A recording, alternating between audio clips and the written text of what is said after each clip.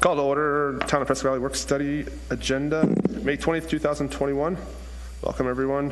Clerk, please call the roll. Councilmember Kinzinger. Present. Councilmember Dickinson. Here. Councilmember Hepperly. Here. Councilmember Schumacher. Present. Councilmember Packard. Present. Vice Mayor Hunt. Here. Mayor Polguda. Present. We have a quorum. Thanks, ma'am. We're just going to dive right into this. We have some presentations tonight. Red Cross, you're up first. And just please note the time will be 10 minutes, and Fatima will keep you in line. So, she's coming in right now. So, Mr. Mayor and Council, this is Bunny Troop, and she's our local rep to gather volunteers and make sure the community gets what they want. And I actually had her on my council chat today. So, Thank you for having me tonight. you can go to the microphone. I will do that. Although most people can hear me most times. This is a short presentation. I didn't bring a PowerPoint with me. I'm saving that for the Citizens Academy. But I just wanted to tell you a little bit about what the Red Cross does. Some of you probably know, you've heard at least of, blood drives, maybe swim lessons, maybe CPR. But I don't know if you're aware of all the other things that we do, so I'll hit some of the highlights. We respond to home fires, floods, or disasters. We provide some funds to the people that have been affected by the disaster, and we provide follow-up counseling and casework with them to get them back on their feet. That includes health services people who can help them replace anything they've lost in the way of prescriptions, eyeglasses, medical equipment, and counselors who can help them deal with the trauma of the loss. We also have an integrated care and compassion team which consists of folks that will help them if there had been, unfortunately, a loss of a family member, which is really traumatic. We also do service to the armed forces. So we have a group that works with veterans, their families, and active military. And once they're involved with us, they've got us for life. Doesn't matter how long they've been out of the service if they're veterans. We provide counseling and resources for them, integration workshops when they come home, resiliency workshops for the families that are left behind and the children, and other counseling services that are valuable to all of them. We work with the VA hospitals and we provide support there as they need us. That's a really big piece of the business now for us. We also, I'm sure you realize we go on deployments. So yes, we do. I do a lot of that on national disasters. But we do sheltering here too. Of course, we haven't really sheltered during COVID. We put people into hotels and we provided sheltering and feeding. But typically we would open a shelter and we again would have caseworkers that would provide help and assistance to these people to get them back on their feet. We also do prevention measures, from teaching children in grades 3 through 5 how to keep safe and how to remind their families to keep safe. It's called the Pillowcase Project.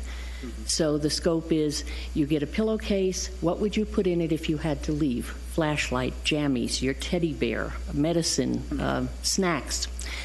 And the idea is that pillowcase being in the room is a constant reminder to them. Oh yes, if something happens, I should get out this door and I should go meet mom and dad at the tree or the street light. So it works as a sort of a reminder mechanism for them. And we do that as well for adults. We have training that we have for adults. We have handouts that we can give them, of course. And we also install smoke alarms for people. There's no cost for it. They would sign up to have the smoke alarms tested in their home or replaced. Many people, as you know, who rent have no idea how old their smoke alarms are. They should be completely replaced every 10 years. So that is a free of charge service that we offer people. And I just wanted to bring some of that to everyone's attention and let you know that we are here in the community. We're active. We're looking always for volunteers, so if you hear anyone that wants to find a worthwhile project, we've got them. And we have, unbelievably, literally dozens upon dozens of jobs that people can do, from administrative to transportation to forklift operations on deployments. It's a large, large organization. So that's just what I wanted to tell you, and thank you for having me here. Nicely done, ma'am, and appreciate all you do, and I look forward to seeing the PowerPoint for the Citizens Academy. I'm looking forward to showing it to you. Nice. Thank you, ma'am. Thank you. Can I ask her?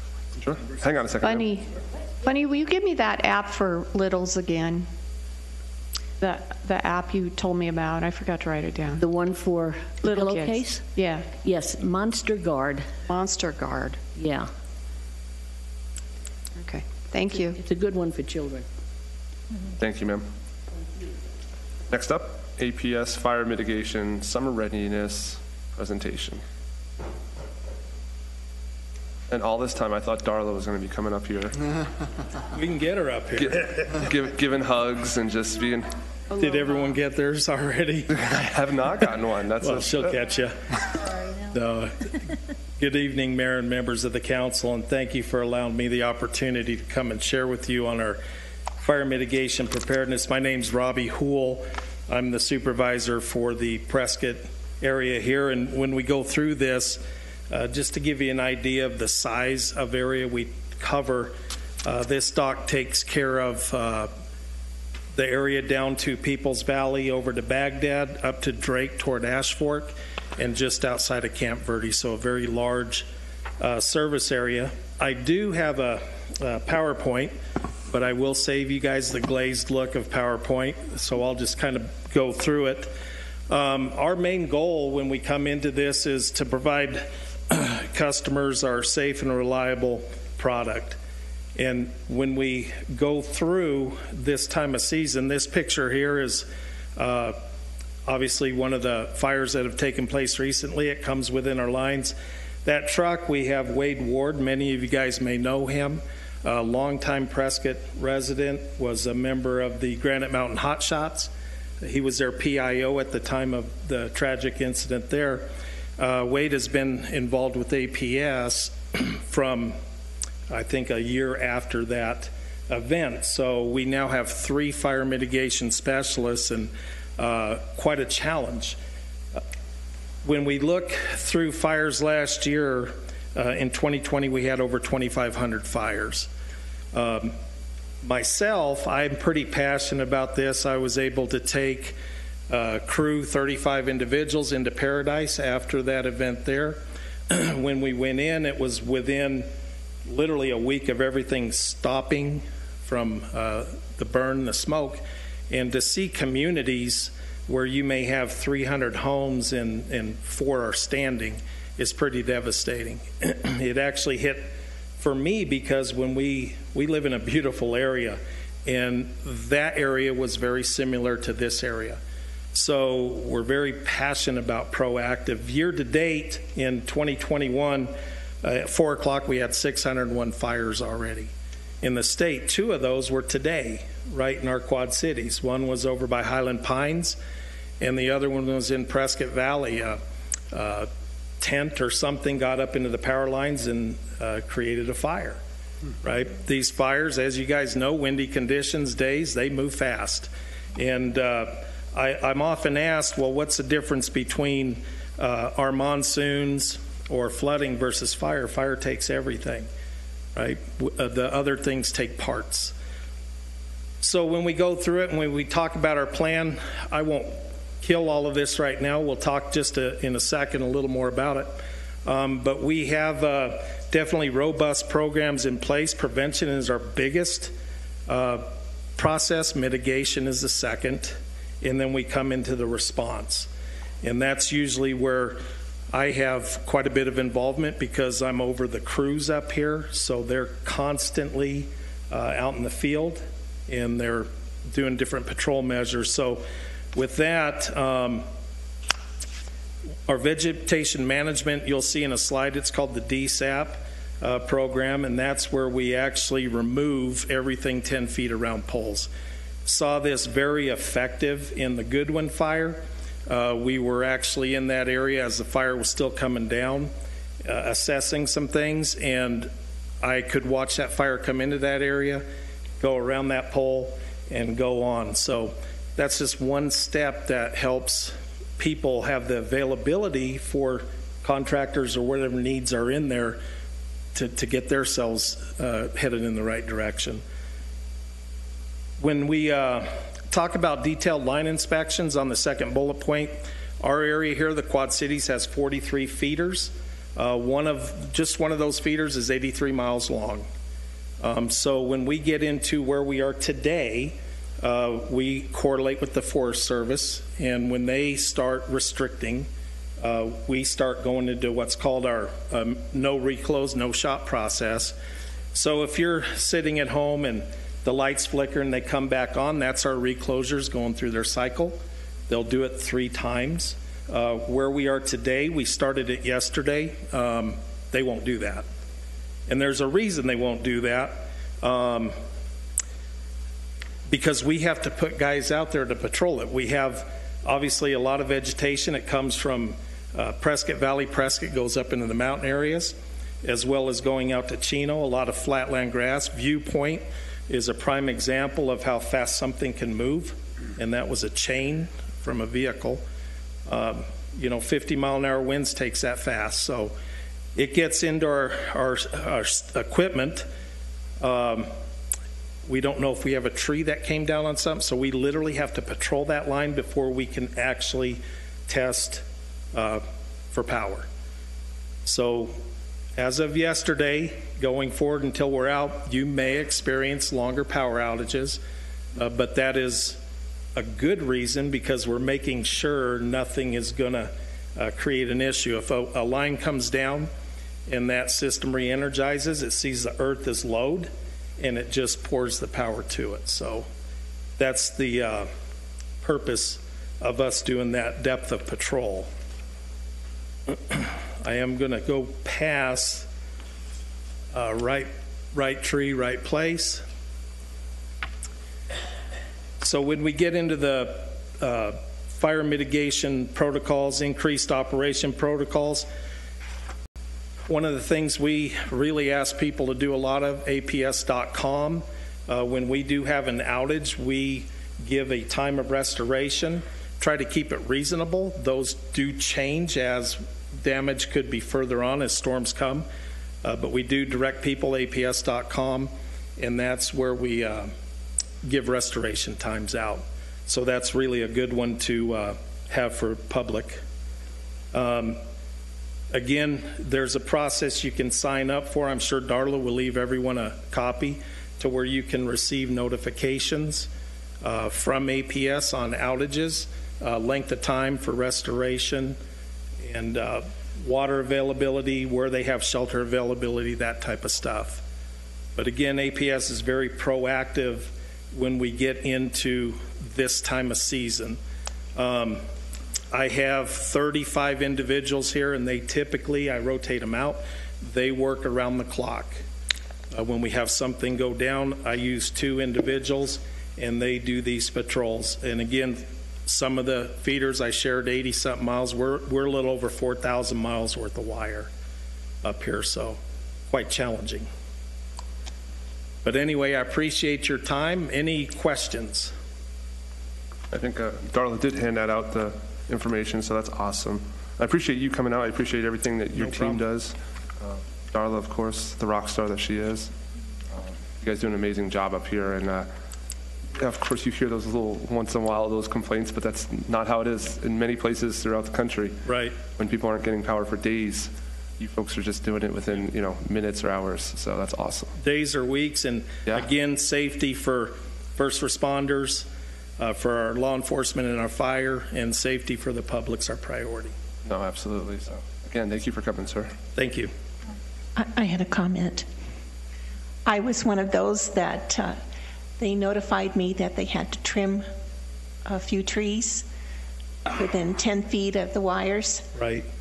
10 of my trees, and even though it was painful to watch, I fully understood, and I appreciate, even today with these winds, I appreciate very much, and they were so nice. when they came, and they were very sympathetic. So thank you. It is a very hard thing to take out vegetation in Arizona. Yes. Right? You want to keep as much shade as possible. Well, especially when you start growing them at 5 gallons, and Right. then they're up over 30 feet tall, and your heart and soul are into them, So thank you. Definitely understand. Thank you, sir. guys. Norm, do we have someone else that's not on, or are we bringing Pedro up? Yeah, I'm going to get a lead into it. Okay.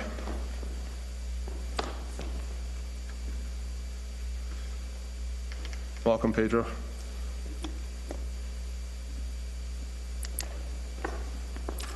Good evening, Mayor, Council. The item you have before you tonight is the implementation process that we're doing for microtransit service here in Prescott Valley.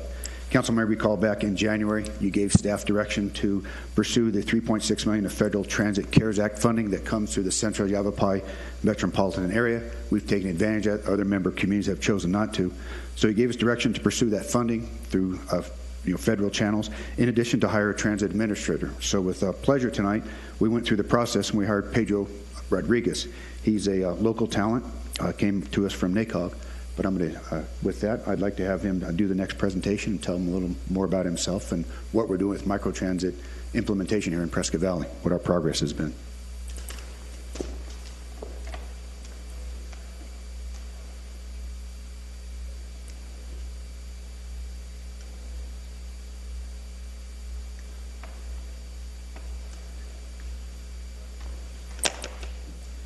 Excellent. Good evening, Mayor, Vice Mayor, and members of the council. Appreciate being here, and for the time I have to provide you with an update and maybe a little refresher of the events leading up, I guess, to this point. Again, my name is Pedro Rodriguez. I'm the Transit Development Coordinator for the town, and coming from NACOG, NACOG Planning, and so again, happy to be here. And so. Again, I wanted to provide you with a refresher. February 2020, the Central Yavapai Metropolitan Planning Organization approved their board approved the Central Yavapai Transit Implementation Plan, and what that entails, it was basically a recommendation to start implementation of a transportation program. And then March 2020. We, as you all know, we began the pandemic, or the pandemic began, and often, that affected many things. And in that same month, the federal government passed the CARES Act, and what that entailed was $25 billion towards transit across the nation, and $35.7 million of that went toward Arizona urbanized areas. And out of that $35.7 million, almost $3.6 million came to the Prescott Valley, Prescott urbanized area. So, and obviously, it's the CARES Act funding is very attractive. It's 100% federal funding, no local match is required. Let me go to the next slide here. And so, that kind of brings me to the Central Yavapai Phased Transit Plan. So in October 2020, due to the opportunity of the CARES Act, we were able to get things kick-started, a transit system. And so an update to the Central Yavapai Transit Implementation Plan was completed. It's also known as the Phased Transit Plan for Central Yavapai. And so last January of this year, as you heard, you all approved the moving forward with that transit plan and approved my position, which I'm pretty thankful for. And per that plan recommendation, the focus will be on the town of Prescott Valley, as you see here, it will be an on-demand service system. It's a big change from the initial plan that came out. With a fixed route system, deviated routes, and it also included a demand response zone. And so the service recommendation is that it will be weekdays, 8 a.m. to 6 p.m. There will also be an overflow or a supplemental service during the AM and PM peak times for excess demand, and with a possibility of Saturday service. And the service is intended for everyone: people with disabilities, elderly, people traveling to and from work. And let's see here. And, first things first, in order for us to be able to receive the CARES Act funding, the town must, we need to become a Federal Transit Administration grantee or a direct recipient of that funding. And so after I'll get into the process in a little bit, but after the grantee process is completed, this allows a municipality to draw down that federal funding, be it CARES Act funding, be it, and the other funding that's related is the Urbanized Area Formula Grant funding, also known as the 5307 program.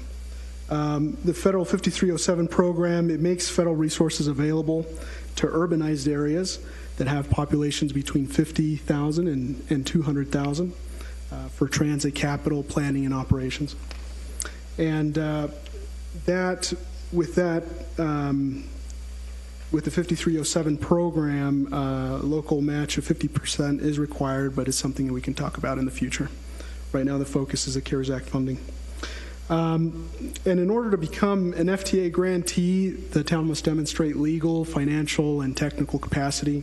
Been working closely with legal and finance as of late, and we're breaking ground on some of the documentation that's required from the FTA. And also governor's approval, and we've also began conversations with the Arizona Department of Transportation to get that going. And the timeline is about 9 months, and this number is coming from the recent urbanized area that received the direct recipient status from the FTA, the Federal Transit Administration. It was about 9 months, and obviously there's a lot of internal and external processes related to that. And so that's kind of a number or a guess or an estimate that we have for us to include in our timeline. And so as of late, we've been working with the CIMPO, Central Yavapai Metropolitan Planning Organization, as well as the Central Arizona Association of Governments with this application. So Casa Grande, which is part of the CAG, the Central Arizona Association Government Region, to get the application going. They've started with their application, and I believe they're about to submit their application to the FTA. So they've been assisting us with that to make a speedier process. And so, and again, with this process, it's not something that occurs often.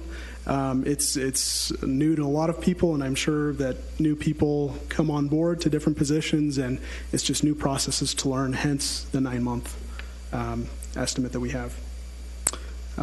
This goes to the next. So, while the town's application, while we go through that federal process, we've already started looking at the request for proposals for microtransit services.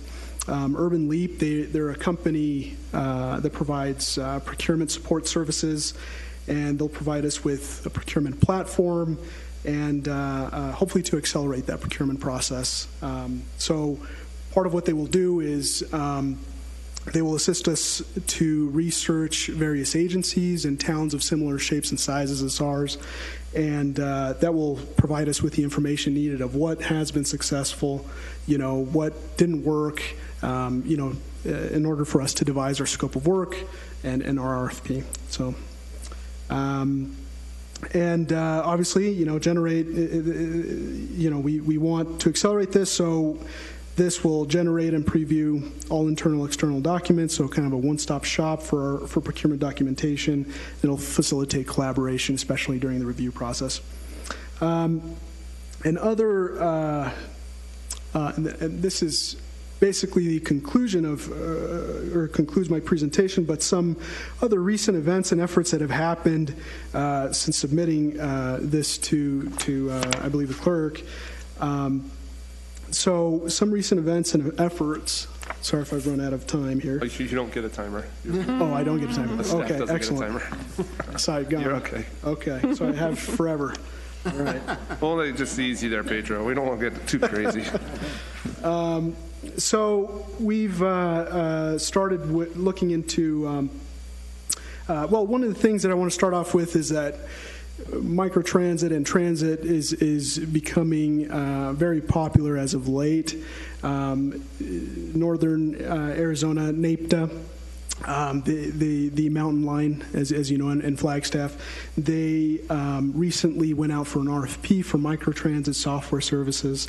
They have vehicles available. They're going to provide their own service, but they wanted that microtransit piece to serve, I believe, a 1 to 2 square mile area. And then the city of Sedona is also looking into microtransit and transit services for their area. And anyway, we've been working closely with Sedona as well. They've recently, well, not recently, but they're almost going to complete their RFP and publish that, and we've been able to work closely with them and kind of bounce ideas back off of each other, and also we're looking into different types of vehicles and vehicle availability. With the pandemic, it has put a strain in supply chains, and vehicle availability is slim at times. And so just checked with a dealership earlier today, and it looks like, depending on the vehicle, you're looking at a 1 month to 6 month lead time to get what you want. Especially, you're looking at these vehicles will provide a dual type service. They will have the wheelchair accessibility, and so it's kind of specific requirements. And with that, obviously, we've looked into microtransit software providers. With NAPTA recently putting their RFP out on the street, they received some respondents. We were able to receive some of those respondents, so looking into them. Just working forward, moving things forward, and excited to be here, and appreciate you all and for your time. Thank you. Any questions or comments? I just want to thank you for being here. I heard a lot of great things about you from your time over at NACOG, and I think we're fortunate to have you here, and we look forward to updates. I know it's uncharted territory for you to do this, and it's an important thing for our community, so I appreciate what you're doing. Pleasure's mine. Thank you. Vice Mayor, did you have something? Sorry, Mayor, Council. Pedro, I want to tell you, I know it's your job, but thank you for working with places like Casa Grande and Sedona, who are just a little bit ahead of us, and by working with them and helping them, then we can reap those benefits of what they're doing, particularly with the RFP to find a provider. So I appreciate that. Thank you. Keep up the good Yeah, they've been excellent to work with. So the transit community is pretty open and very supportive of each other. I'd like to thank Vinny Gallego, who's out in the audience as well, with SIMPO, for being here. Thank you, sir. Yep. Excellent support. Thank you. All right. Moving on, MOU for NACOG, Voucher Transit System. Mr. Davis, you do have a timer, just so we're clear. Mayor, Council, the next item we do have before you is a memorandum of understanding we do every year with NACOG for our transit voucher system. This is a long-standing program that's been going on about 25 years here in Prescott Valley. It serves the transit-dependent community very well because actually NACOG vets, so to speak, the users of the transit voucher program. So every year about this time, we look to get Council's acceptance of renewing the program for another year. If some of the background in the past, Council may recall back in 2012, the state stopped supporting transit through the LTAF 2 funding. So we've, as a council, we've provided $50,000 out of the general fund to help fund this particular voucher program. So it comes right out of the general fund. We are one of the only government agencies that does have assistance for transit for, as I mentioned, the transit-dependent community here in Prescott Valley. So NACOG is able to get this particular service directly to the users in need that need a little leg up. And so what we have is Leah Sakovich is here tonight to give a presentation on the current year's program that kicked off last July of 20 and will culminate here in June at the end of the year, and then we can give you some of the highlights of what the program has been, and then look for hopefully a re-award of the program for another fiscal year starting July 1st. Lee, I'll get your presentation started. Welcome, ma'am.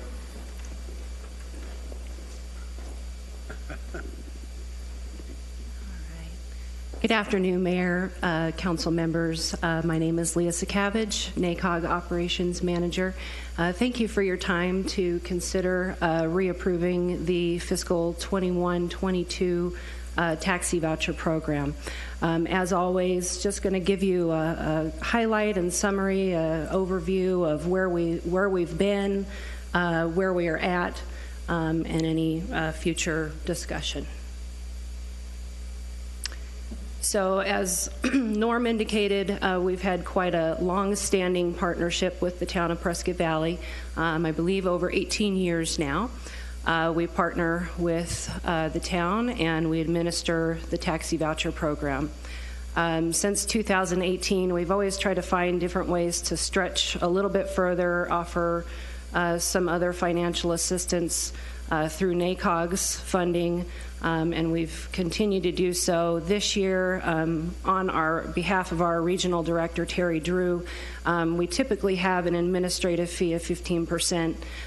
This year, we are taking that down to 10%. That would equal an additional $5,000 to go towards the actual voucher program. And as always, it's a lifeline to so many in this community. As Norm indicated, you are the only city or town that is in our area that provides this opportunity for your constituents. And why is the service vital? It provides a door-to-door service for those that are in need.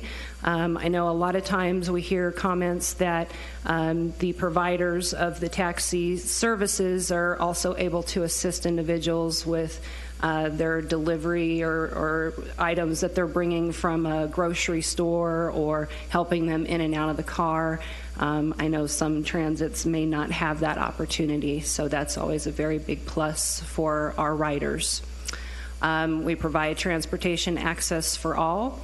The typical things that you'll see, and we'll have a breakdown here in just a moment, medical needs, basic needs, job search, is definitely going to start to be another priority for individuals since there's a work search requirement with very many people on unemployment at this time. On average, we provide an approximate 600 trips for one-way trips, average of 80 to 100 riders on a monthly basis. That's half of the reported demand, and we'll see that chart here in just a moment. Currently, we have 3 active taxi voucher providers. In past years, we've had anywhere from 5 to 7.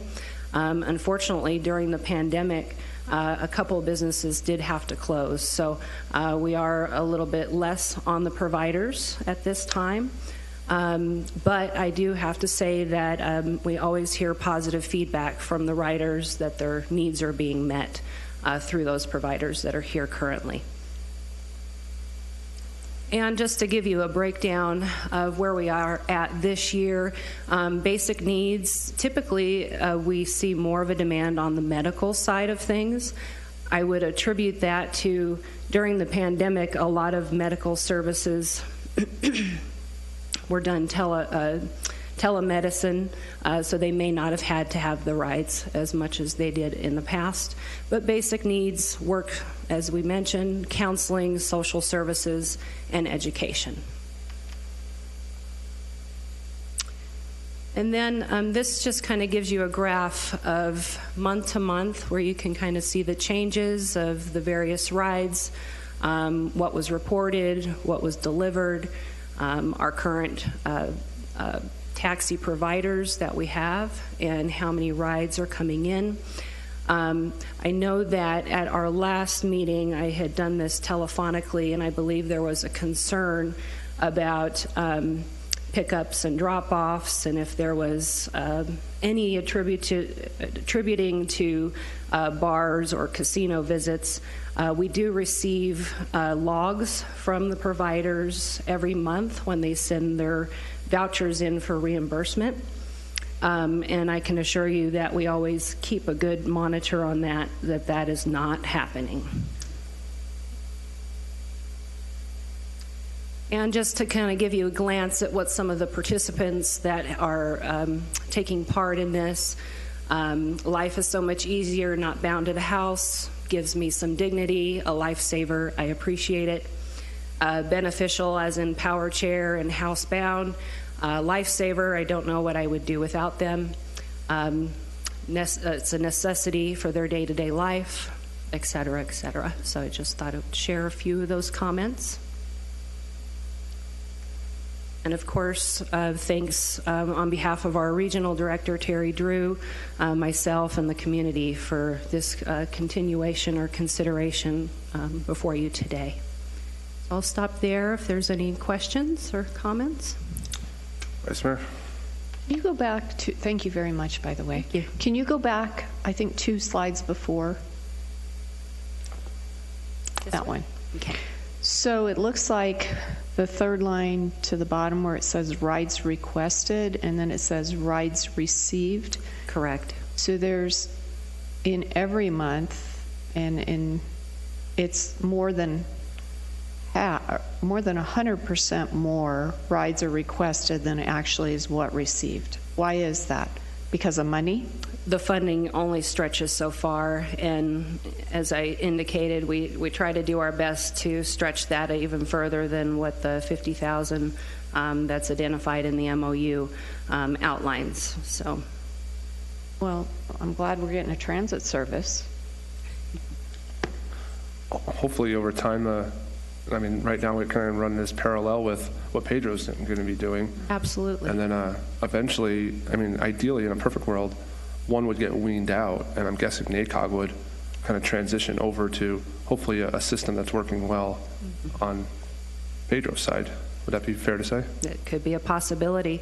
From what I remember reviewing some of the CARES Act funding for transportation, and there could be more regulations that have been put into play.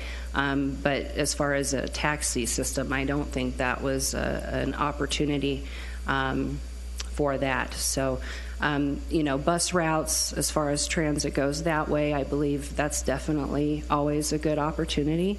The only downside to that is it's not door to door. A lot of these folks are housebound.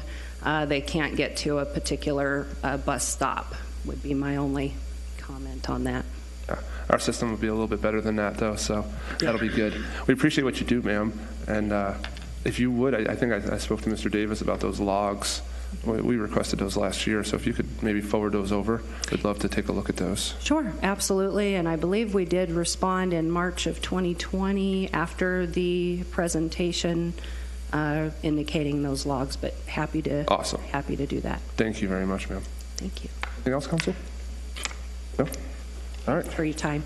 Moving on, item 3E, annual contract, fuel landscaping and weed control, janitorial service, street sweeping, street swiping, and mowing.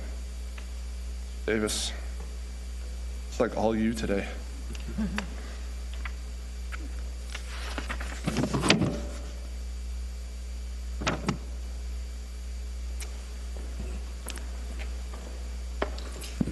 Maybe before I get started, I wanted to call a little bit of attention. This was National Public Works Week. We have some public works items. We work with many contractors you see in the next couple items, in addition to some of the street staff. So I wanted to call attention to National Public Works Week. We had a nice lunch yesterday, actually attended by not only public works employees, but also the Parks and Recreation operations employees, in addition to the utility department. So we cooked burgers and had a real nice affair and lunch to just celebrate the week. So we've been celebrating safety all week long as part of the celebration, as much as we celebrate, so to speak, as public works workers. And of course, safety is always our important focus with what we do with operations. It can be a very dangerous world out there in public works, working in the rights of way in streets. So we always like to call attention to safety. So actually today I wore my safety tie. It may be a little loud for the jacket and the like, but very specifically, it's funny that I wore this, and no one in the office really mentioned anything. They thought it was just, well, Norm's a little different in his taste today. But 2 o'clock, they said, Norm, I just don't like your tie. And I said, well, it's safety week, guys. So I wore it to just call attention to the safety we think about every day. So it just hopefully calls attention that it's always priority number one. And we do a very good job on all our operations folks that we don't have any chargeable accidents for many, many years, because we do have that attention. Every staff member makes sure they're safe first. And I think our record and even risk management support that. Very, very safe operation we do throughout parks in addition to public works. So once again, just calling attention to Safety Week. Well, let's get to the items now that you have before you. Every year, once the tentative budget that Council moved for public review on May 5th, we like to move forward with our annual service contracts. And what we do is these contracts is, we talked about here in Prescott Valley, we outsource quite a bit. That way we can get specialized work in addition to specialized attention. In addition to, we don't have to have as much equipment, so to speak, that sits around most of the time because they use it in other places. So the item you have before you is the annual contracts that we actually have the ability to award for a 5-year period, and we can renew annually if the vendor has performed well, or actually if they stay happy with us, with our payment and the service and the like. So we have very long-term contracts dependent on the service, and quite a few of them, since we do quite a bit with procurement, we take care of most of the procurement here with these particular vendors. So if I go through each one of them, just give you a little short oversight what we particularly do with one. Let's take the first one, fuel. Diesel Direct. The reason there's no increase, fuel is benchmarked to the OPIS index with just a particular markup that they need, that they bid on. So as you see, the particular fuel prices that have gone up significantly in the last 6 months or 90 days, that's taken care of in the particular index that they particularly bill to. So with the particular fuel contract, this particular contract, it's a staff's recommendation to go ahead and re-award with them for another service share. They give us a very good service. I think Council may be aware, Roberts Market is the particular vendor they use, so very good service, mini pumps. So in fact, I don't hear any feedback, which is good news about the fuel service for all of our particular town vehicles. So company does a very good job, and we'd like to renew the contract for them. Moving on, the next one is landscaping and weed services. As you can see, the particular vendor, they did change their particular name to Titan Landscaping, but it's still the parent company of Kaler Landscape and Maintenance. You can see they've requested a 2% increase. We spend about $250,000 a year through Kaler Landscape. If you look through your council action, not only does Public Works use this for maintenance of the landscaping and medians, but Parks also uses it for some of their mowing and maintenance of their parks. So different particular items, each department uses it and charges particular budget item accordingly for the department, or actually the division. Kaler does a great job for us. One thing I do want to point out, I guess, to start my comments, I think we all know what the current market has been out there with some of the acceleration of the economy. We're very happy with many of our vendors, that long-term relationships over a decade or more with some of them, and they are limited by the contract renewal to keep it at 2%. I think each particular vendor has asked for 2%. I think you know what wages have been on some of the entry-level workers has been difficult. Some of these particular contracts are labor-intensive, and I think a 2% is a very good deal for the residents of Prescott Valley, and council award at just a 2% contract match. They do enjoy working for us, and we do pay very effectively, and I think that relationship helps, especially in a year like this year. So even in this environment, I think everyone's experiencing, you read it, you in the media, you order a refrigerator, it takes 3 months to get here. You want to get your, a handyman to fix something at your house. They said, well, it'll be there in 3 or 4 weeks. We're seeing it all over. Very happy we have vendors that actually respond, and I think a lot of that's that long-term relationship, being a good particular client of each one of them. Next one is janitorial services. Likewise, they've asked for a 2% increase. This particular annual contract amount is about $125,000. They clean this building in addition to Civic Center, in addition to PD. So they've done a good job, and we'd like to renew with them. Next one is street sweeping. This is a good example of what we talked about outsourcing. This particular vendor actually also was the most successful vendor on the swath mowing, but they take care of all the street sweeping. For council's knowledge, all of our curbed areas in Prescott Valley get swept every quarter, and they sweep every quarter, and I believe that's about 250 miles, curb miles, and that's about $60,000 a year of value for the particular contract to renew. Striping and pavement markings is a good example that last year we rebid this particular project. The longstanding vendor we had a relationship for many, many years chose not to bid, but PMI, as a sentence letter, they'd like to renew with us for another 2% increase, but they do all the striping. As I point out, very large truck. Takes them about 3 weeks to stripe the whole town. They do the marking, so why would you keep a big, expensive technical truck when you can just have them show up for 3 weeks? They work all of northern Arizona and Arizona, so a very good value for residents. And plus, they do, a very good job driving state and shooting lines. I don't know if I could do it. They do a very good job at it, so you see them. In fact, just last week with the close of the budget year, you see that Glassford just got striped. So it's all part of the routine maintenance.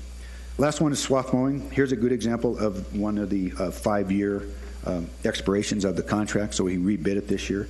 We did see some increases to benchmark against the current market for labor in addition to materials, but we're happy that swath mowing, we did see good competition, and Swept Away was the low bidder, and staff's recommendation is to award to Swept Away. So those are our vendors that provide these service contracts. Each one of them a certain year renewal. I'm happy that with our long-standing relationship, they've all chosen to renew with us, so it's pretty seamless for the next budget year to have them continue on with their services and just update the contracts for the new budget year. Be happy to answer questions that council may have at this time. Vice Mayor? Thank you, Mayor. So my question for you before the meeting, and just for anybody that's looking at this, on F, where it says mowing service, the lowest bidder is $65,366.18. However, on page 17, you're only going to budget, you're budgeting less than what, sorry, the mowing one was a bad idea, but we talked about you're budgeting less than what showing on here, and that is because? Well, because, as I say, we do have the opportunity also that we know a certain unit item of work for the, especially for the annual contracts. I think those do come a little closer, but we do ask for extra services with unit items in a particular bidding schedule. We can ask for last-minute extra service, whatever that may be.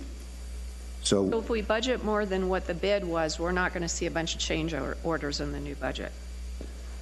Not any more substantial than what procurement allows. So yes, I do get discretion in my position. A good example I gave before the meeting, when the PV days left the carnival, they needed the parking lot swept. So we called up our vendor and said, it's not a strict bid.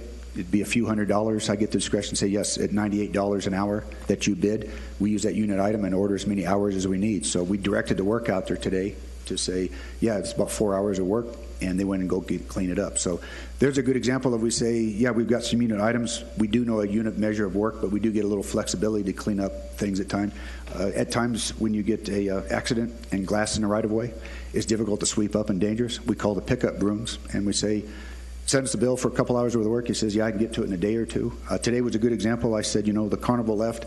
I think we're going to have a big event this week with the home show. Could you get it done today? And he says, for you, Norm, absolutely, if it's a priority. And we do have some flexibility throughout the year in a lot of these annual contracts of, they have obviously a work plan and not sitting there and, waiting for the call. But they said, yeah, we can do that for you.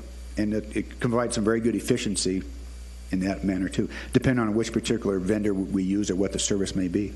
In addition, if you have a big snow year, I'm not going to tell you, within certain means of working with the manager and the finance, you have to pick up a lot of cinders that you had to dump. They get to be dangerous. You can't dump enough during a snowstorm, and Arizona, a week later it's blowing dust and you've got lots of cinders you need to clean up. That's when I would use a discretion with input of the manager and finance to say, yeah, we need to spend another $5,000 or $10,000. In fact, if I recall, I think we spent $5,000 2 years ago with that 2-foot snow.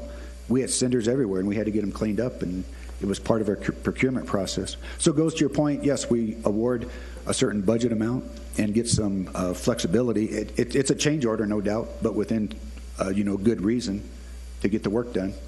and address the service levels we need for our residents.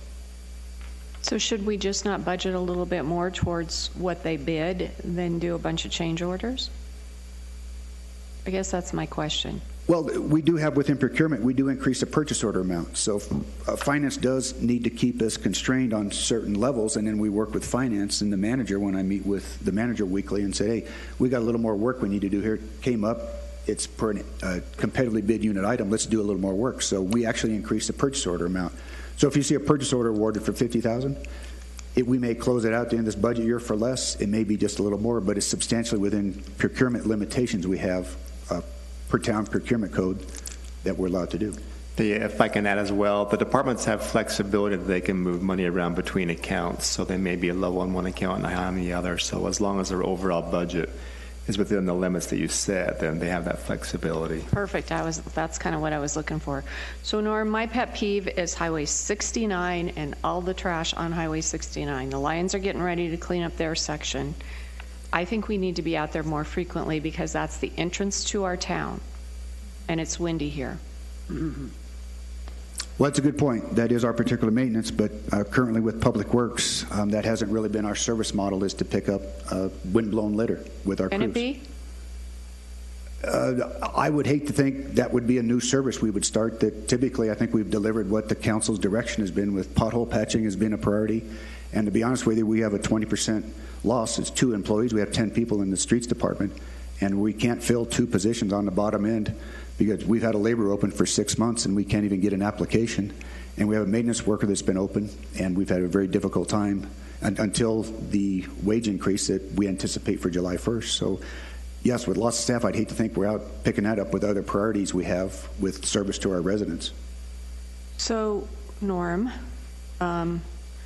the trash doesn't look good when residents are and neighbors and guests and tourists with all these sports events that we have are coming in. It doesn't look good there. Is there a way we can add a contract for somebody to pick up that trash periodically? I'm not necessarily asking that our staff do it. It's a question. Well, and I think that's why, we called attention at the dump day with our Adopt a Street, some of the not community service, but some of the service groups, they pick up a protected section of roadway. They can do that. Certainly, I can explore, as anything, we provide service in Public Works. We can divert what the crew's attention is, if that's the desire of the council as a whole, to pick up windblown litter.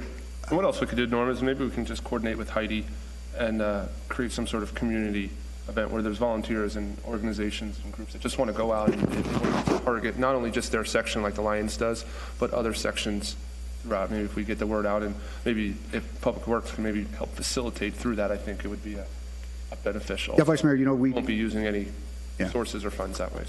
So Mayor, Vice Mayor, a good example is it's been a past goal of the council with our service level and funding is to mow that Highway 69 right away. That costs $6,000 to mow. And in fact, they typically mow it this week to make it look really good for the Memorial Day holiday. So yes, we're very appreciative in Public Works of the service organs that pick up the right-of-way. But there's a good example. We mow the 69 right-of-way 6 times a season, so to speak, from April to October.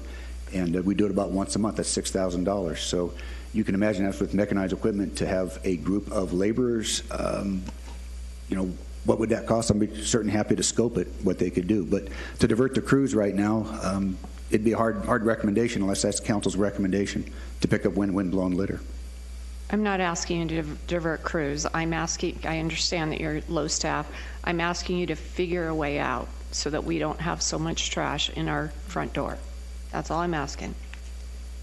Let's just see what that looks like. I think, Ryan, you see where we're going with this with Heidi. I think there's something that we can definitely help facilitate. That's not going to affect staffing or funds. Or we can try and get volunteer groups out there, school groups. I know my daughter's school was looking at it.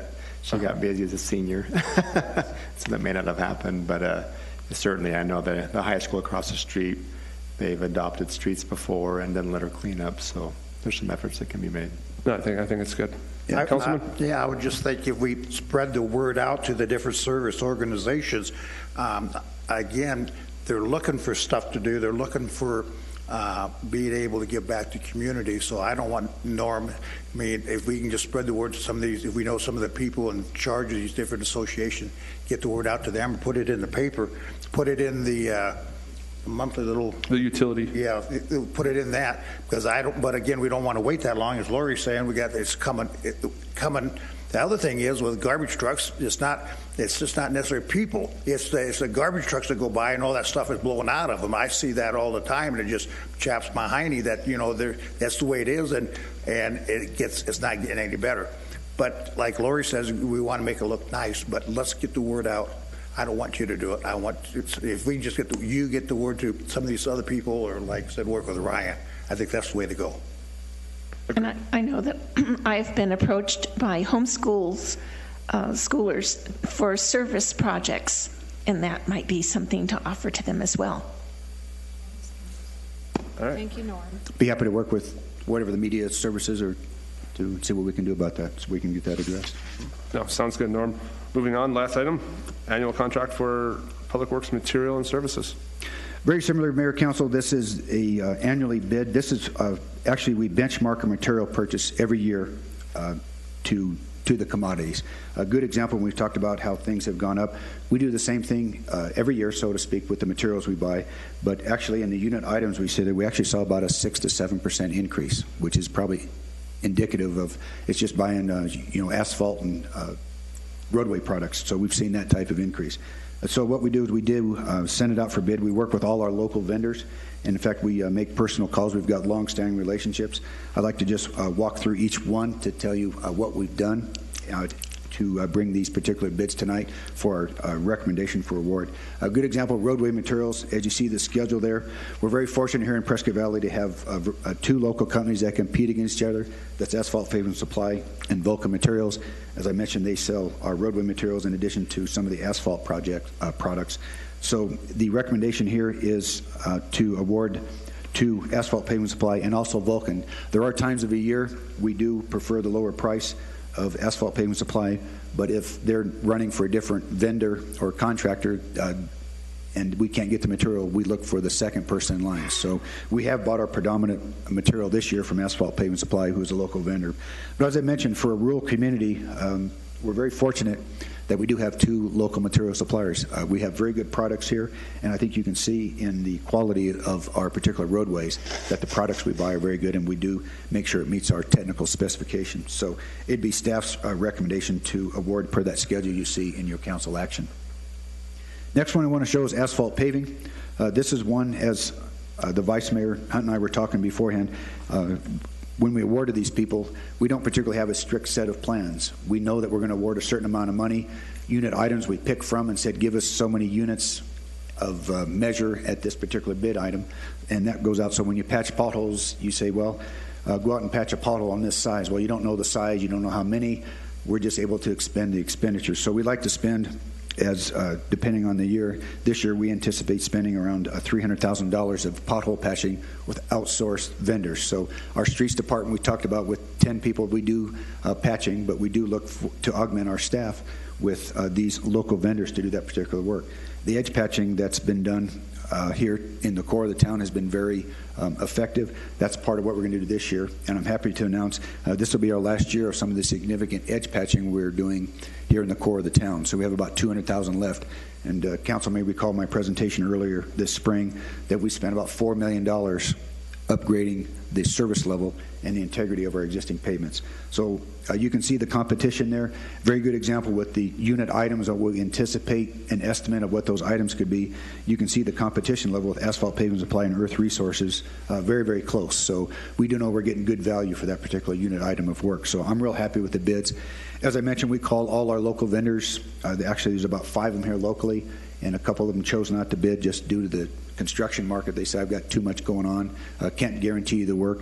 I do say that Earth Resource and Asphalt Pavement Supply give us very good service, and very happy with the work they do to augment our street maintenance crew on the work they do to keep our pavement integrity in good shape. As you can see, we did get a third vendor there from out of town, and you can see the great value you get from our local vendors there. So, annual street and park concrete, very simply, when we have to repair a sidewalk, when they crack, break, or a tree root, we spend about $30,000 a year for this particular item. Parks does use it too. That's why it says park concrete. They've got lots of flat work in this park. So this way we can call in a particular vendor. We can, patch it to make it safe, and then when we get enough of a unit of work or good volume of work, we have them take care of that. We spend about $30,000 a year of just here, there, and everywhere maintaining sidewalks. So this isn't private vendor. This year, Brothers Grading and Excavating, as you can see, good competition. Earth Resources had the last couple of years, but Brothers sharpened their pencil a little more and was the low bidder. But likewise, very good contractor, and we've worked with them in the past. As I mentioned, we've called it even another couple of other vendors to bid on this. Solid waste disposal. As you see there, this is all the dumpsters that we've got here at our town buildings, in addition to all the parks. Very simply, we come up with a schedule, and this is shared amongst all the various departments of what to dump a dumpster. As you see there, Patriot Disposals had the contract for the last couple of years.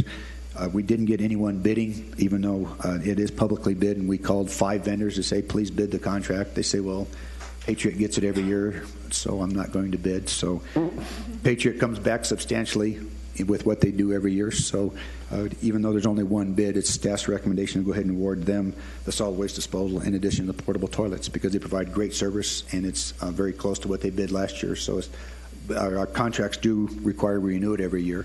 So it's been out in the bid market, and we beat the bushes hard with all the other vendors, say, would you please bid, and they choose not to. So with that, I could answer any questions about our particular annually bid materials that we purchase.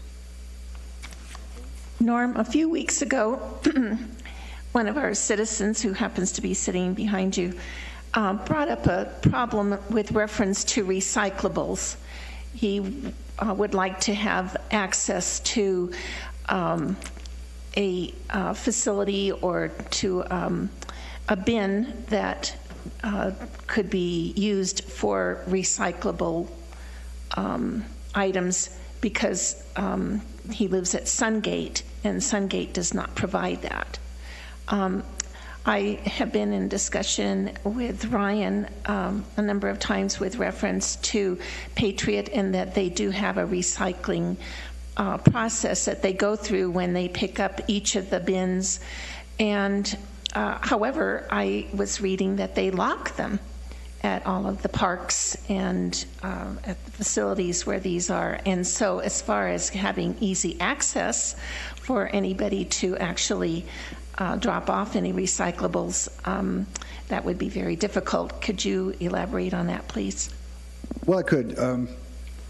Mayor, Vice Mayor, Councilwoman, recycling is a service that needs a funding source. So to say we'd want to start a new service, we could certainly scope that as staff. We provide services, lots of varied services in Public Works. So if we were going to offer recycling, you do need to charge a fee and match the service level and the funding level of what you would need to charge for that fee. So here in Prescott Valley, the culture has been here that it's left to the private sector to recycle. So I'm pretty familiar that if you want recycling service with Patriot, they offer it to you. I think a couple of the other waste providers do provide it. Some don't. I do know, depending on how they want to do it, sometimes it's separated at the curb. They require the resident to separate it and put it in a separate bin. And Patriot chooses to go the commingled route. So you throw everything into the same can, and they recycle. You have pickers at their particular plant that recycle it there. So to say there's no recycling, you'd be in error. Or not in error, but there is recycling that Patriot provides. So I think if you want that service, you get to choose that as a resident here, to choose a company that has recycling and chooses to do that, to be more sustainable or greener. So I know Patriot does supply the service. I think to a certain degree Waste Management might. Mayor, Council, if I could just add real quick, the dumpsters are locked for a reason, because we don't want people bringing in truckloads and dumping their garbage into our park containers there. But we have waste containers at all our parks, so if you have an aluminum can or a water bottle, if you put those into the normal trash cans, those will end up in our dumpsters, and then those will end up making their way to Patriot, where they'll be recycled. We're just trying to avoid the people dumping big truckloads into our own dumpsters. Yep. We understand. Awesome. Thanks, Norm. Anything else for Norm? Thank you. We'll bring it back next week for a award. Yes, sir. Sounds good. Good job, Norm. All right, everybody. You have a great night. It's adjourned.